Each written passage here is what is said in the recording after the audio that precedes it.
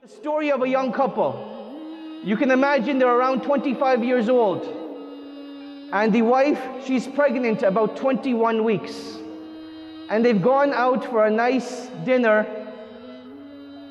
a joyous occasion in their life, celebrating this pregnancy that Allah subhanahu wa ta'ala has blessed them with.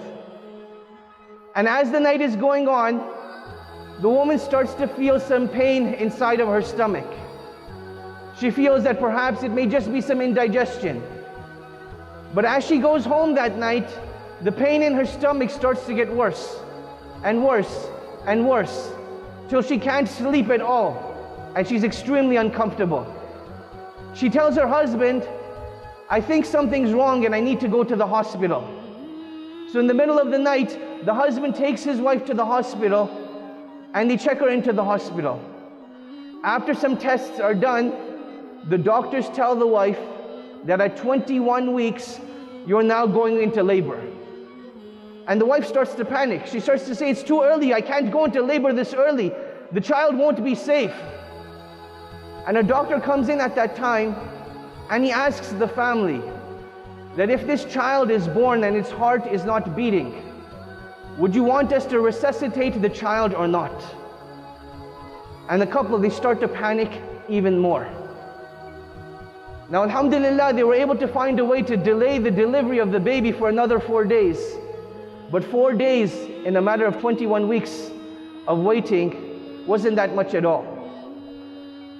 And after 4 days, she gave birth to this baby that barely weighed 2 pounds. It barely weighed 2 pounds. In fact, so much so, this baby was so small and so tiny that it couldn't even breathe by itself. And it needed help to breathe. It needed help for its blood to circulate inside of its body. And it stayed in the intensive care unit for a very long time. And from time to time, a doctor would come and the doctor would say, you know, this baby, it's not going to survive. Be prepared that it's going to be mentally slow and physically challenged.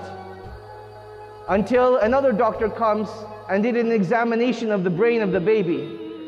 And the doctor said, this baby, it has 3 clots in its brain. There are 3 places of the brain where the blood is clotting, and we need to perform surgery.